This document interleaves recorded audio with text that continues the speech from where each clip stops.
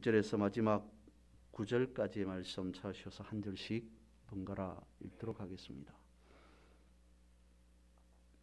제가 먼저 한 절 찾으신 줄 알고 보겠습니다. 포악한 자여 내가 어찌하여 악한 계획을 스스로 자랑하는가. 하나님의 인자하심은 항상 있도다.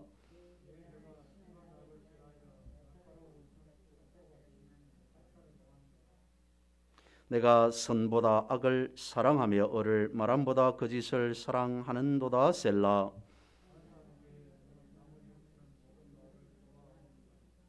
그런즉 하나님이 영원히 너를 멸하시며 너를 붙잡아 내 장막에서 뽑아내며 살아있는 땅에서 내 뿌리를 빼시리로다. 셀라. 이 사람은 하나님을 자기 힘으로 삼지 아니하고 오직 자기 재물의 풍부함을 의지하며 자기의 악으로 스스로 든든하게 하던 자라 하리로다.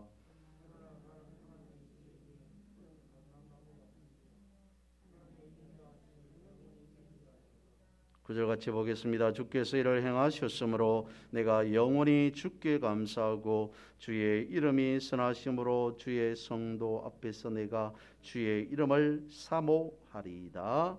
아멘. 그리스의 작가 니코스 카잔차키스가 쓴 영혼의 자서전이라는 책에 이런 글이 있습니다. 올리브와 포도 나무를 잘 돌보아라. 나무도 옛날에는 인간이었는데 너무 오래전이라 그런 줄 모르고 살아갈 뿐이다. 인간은 기억을 하니 그래서 인간이 아니겠느냐라는 말을 책에 쓰고 있습니다. 여기서 이런 말을 하고 있습니다. 나무도 옛날에는 인간이었다. 성경과는 맞지 않는 내용이겠으나 다시 한번 생각해 보면 그럼에도 성경 속에서는 나무에 대한 말씀을 많이 하고 있습니다. 마치 성경이 수목원인 듯 온갖 나무들을 소개하고 있는데요. 몇 가지를 살펴보면 그렇습니다. 가장 먼저는 선악을 알게 하는 나무와 생명나무, 그리고 엘리야의 로뎀 나무, 시편에 있는 시냇가의 나무로부터 해서 예수님께서 오셔서 비유의 말씀으로 하셨던 돌감람나무, 참감람나무, 백향목, 무화과 나무 등등 여기저기에서 나무에 대한 말씀들을 많이 하고 있습니다. 단지 성경 속에서 등장하는 나무들을 비유를 위한 소재라고 보기에는 우리가 쉽게 지나치는 경향이 있을 수 있습니다. 무엇인가 하나님께서 비유가 되었던 무엇이 되었던 말씀하고 있다는 것은 말씀에 대한 깊은 뜻이 의미가 있다는 겁니다. 그래서 이렇게 말씀을 드릴 수 있습니다. 나무는 예언의 말씀이다 라고 말할 수 있습니다. 예언이라고 하여서 점을 치듯 한 그런 예언이 아닌 하나님의 뜻을 나타내 준다는 의미로서의 예언이라는 겁니다. 그 한 예로 조금 전에 말씀을 드렸던 창세기에 나오는 선악을 알게 하는 나무와 생명나무는 바로 예수 그리스도와 관련되어지죠. 이처럼 성경에서는 나무에 대한 말씀을 하면서 사람과 우리와 연결시키며 또한 주님과 연결케 하는 그런 의미로 등장하게 된다는 겁니다. 오늘 본문의 말씀 시편 52편에서도 나무가 등장합니다. 오늘 본문 52편의 배경은 이렇습니다. 주로 사무엘상 21장과 22장에 등장하는 내용입니다. 다윗이 사울을 피하면서 이리로 저리로 헤맬 어느 날 높당에 이르렀는데 몇 날 며칠 먹지 못해서 허기가 집니다. 배가 너무 고픕니다. 그럴 때 마침 제사장 아히멜렉을 만나게 됩니다. 먹을 것을 좀 부탁하자 제사장도 별로 먹을 것이 없었던 것 같습니다. 다윗에게 가지고 온 음식이라는 것이 하나님 앞에 드려졌던 진설병이었습니다. 다윗은 그것을 먹고 조금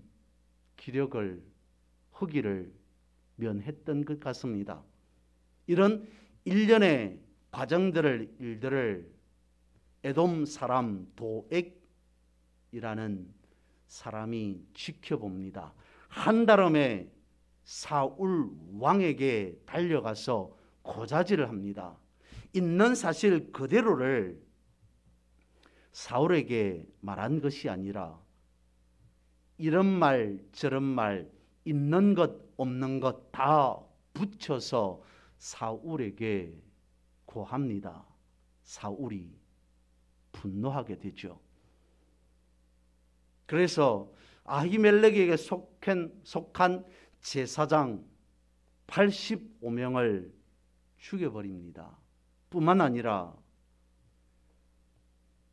저들에게 속한 남녀노소 심지어는 젖먹는 어린 아이까지 짐승들까지 소, 나귀, 양들까지 다 죽여버립니다. 누구의 말 한마디 때문에 도액이라고 하는 사람의 말 한마디 때문에 제사장 수십 명이 죽게 되고 많은 사람들이 또한 더불어서 무고하게 목숨을 잃게 되었습니다. 그가 사울에 대한 엄청난 충성심이 있었기 때문 아니었습니다. 그가 사울 왕에게 있는 사실도 없는 것처럼 자신이 본대로가 아닌 거짓으로 꾸며서 고했던 것은 그렇게 하면 사울이 자신을 좋게 보아서 많은 재물을 줄 것이라 여겼기 때문입니다. 오직 자신의 이익을 위해서 제사장 수십 명과 젖먹이 아이까지 죽게 만드는 엄청난 비참한 일들이 일어났습니다. 다윗이 그것을 생각하면서 지은 시편이 바로 오늘 본문의 말씀 시편 52편이라는 거죠. 본문 1절은 이렇게 말씀하고 있습니다. 부악한 자여 내가 어찌하여 악한 계획을 스스로 자랑하는가. 책망하고 있습니다. 도액을 나무라고 있습니다. 어찌 이것이 단순한 나무람, 꾸지람 내지는 책망뿐이겠습니까? 책망이라고 하는 단어를 생각해 보면 계시록에 등장하는 7 교회를 생각해 볼 수 있습니다. 계시록의 7 교회는 이 땅의 모든 교회를 상징한다 하겠습니다.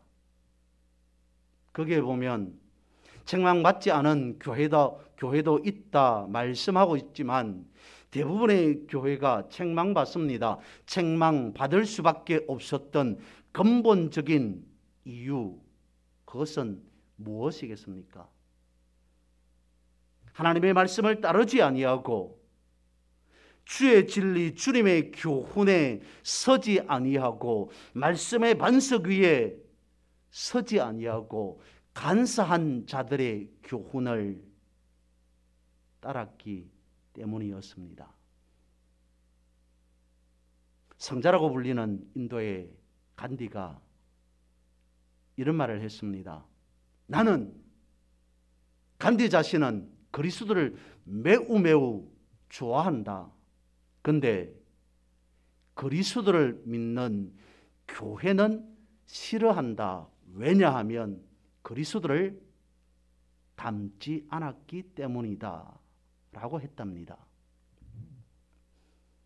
물론 그가 얼마만큼 교회를 잘 알았는지는 모르겠으나 교회에 대해서 잘 알지 못하고 한 말이겠지만 우리의 입장에서 반성하는 의미로 깊이 성찰 생각해 보아야 할 말이 아닌가 싶습니다. 성경에서 말씀하고 있는 교회의 원칙이 있습니다.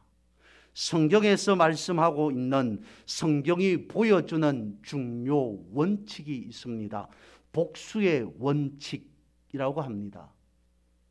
다른 복수가 아닌 단수 복수할 때의 복수입니다. 하나가 아닌 두 개, 둘이 아닌 셋이 중요한 원칙이라는 것이 성경에서 보여주는 중요한 복수의 원칙이라는 겁니다. 그 원칙을, 그 기준을 가진 곳이 교회라는 것이죠. 그래서 다른 말로 사용하지 아니하고 교회라고 하는 용어를, 단어를 사용하고 있습니다. 또한 더불어서 공동체라고 말하기도 합니다.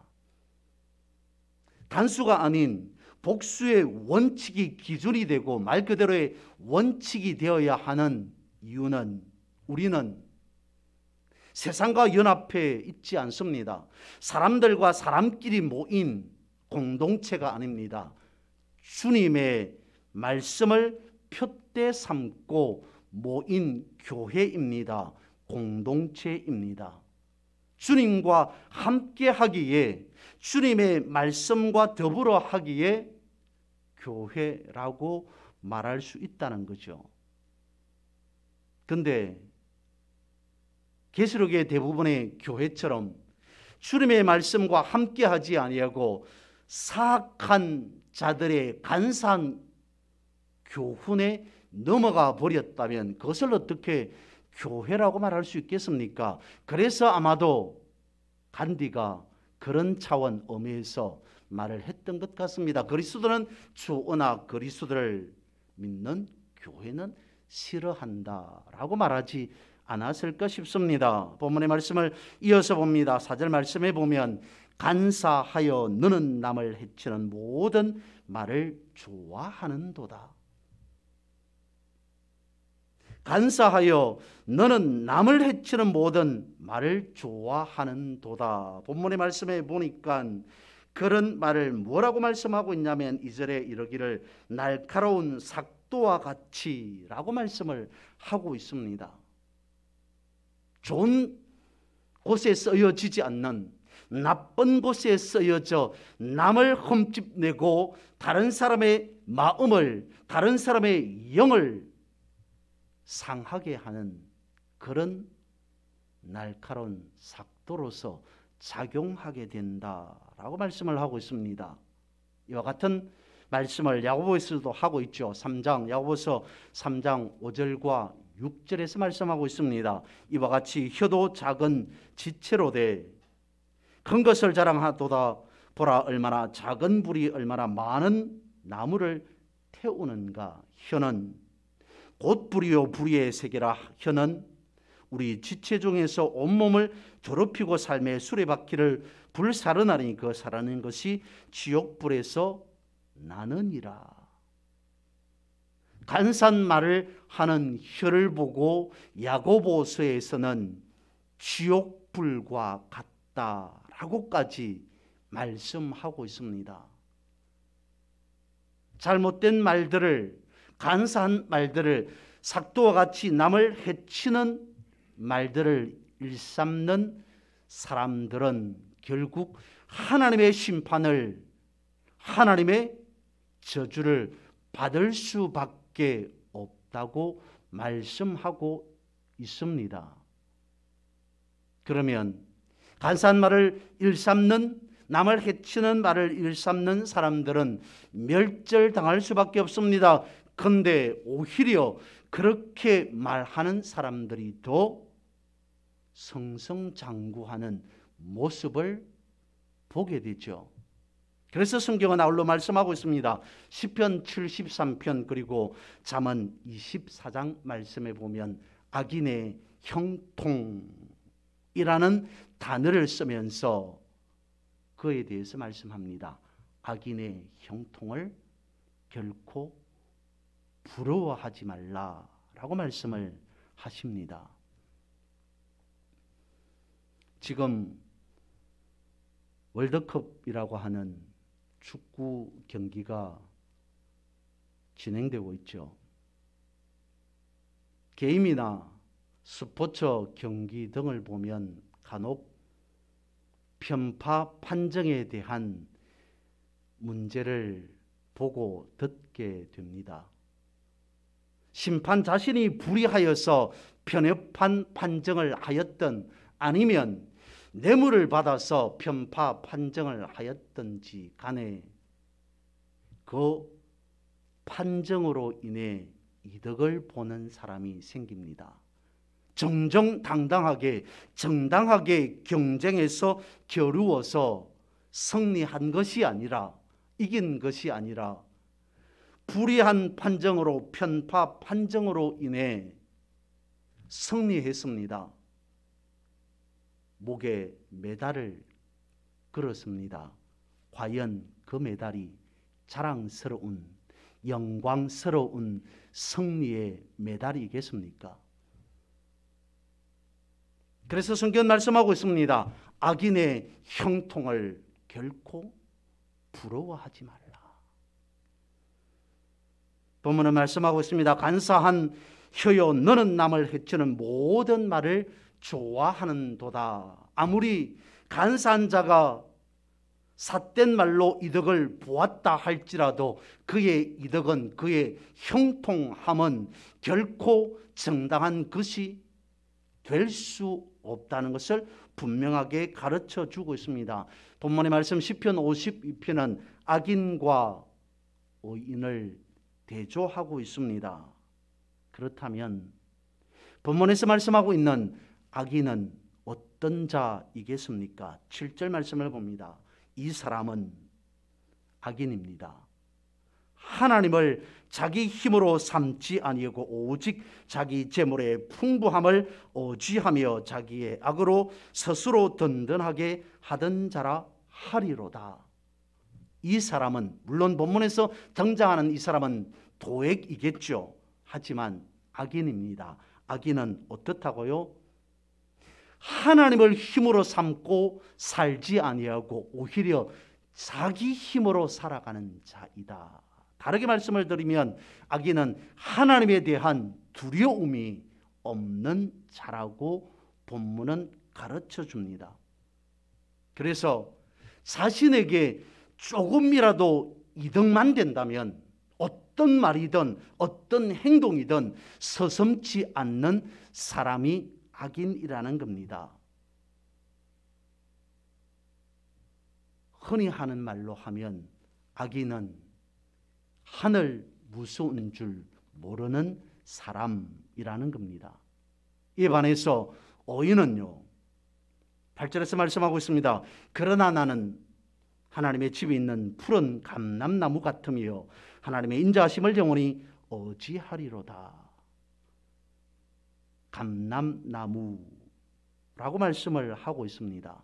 본문에서 등장하는 푸른 감람나무라고 하는 이 말씀을 보면 시편 1편에서 나오는 복 있는 사람은 이라고 말씀하면서 시냇가에 심겨진 나무처럼 시절을 쫓아 계절을 따라 열매를 많이 맺나니라고 하는 이 말씀을 연상케 해줍니다.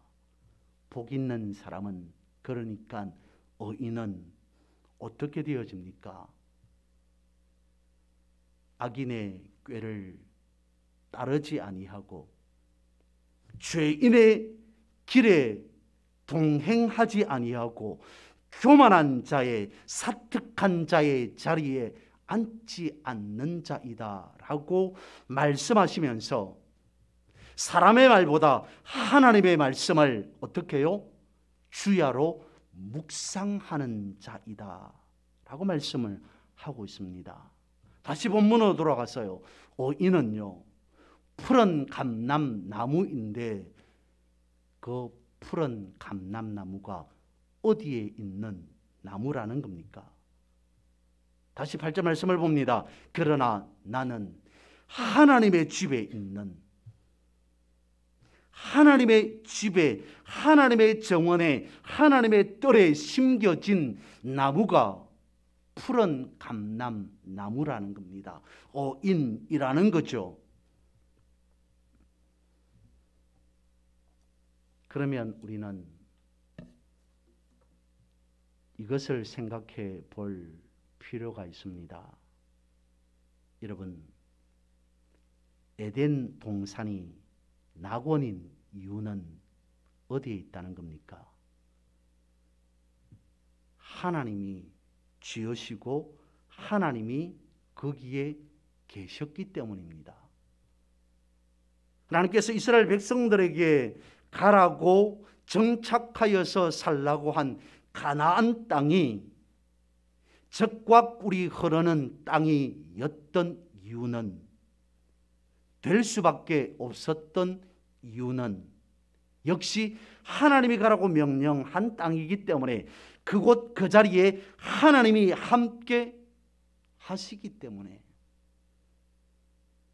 오늘 우리가 앉아있는 이 자리, 이곳이 성전인 이유는 여기에 하나님의 임재하심, 하나님의 말씀이 있기 때문에, 오늘 우리가 성도가 된 이유는 역시 하나님과 함께 동행하기 때문에, 하나님의 말씀을 우리가 주야로 상고하며 묵상하며 살아가기 때문에, 그래서 에덴 동산이 되고 가나안 땅이 되고 성전이 되고 오늘 성도인 우리가 되는 겁니다.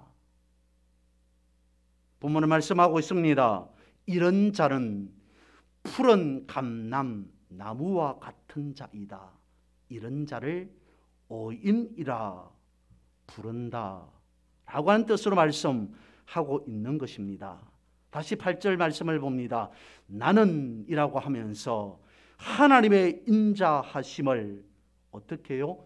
영원히 어지할 것이다. 8절과 9절에서 영원히라고 기록하고 있습니다.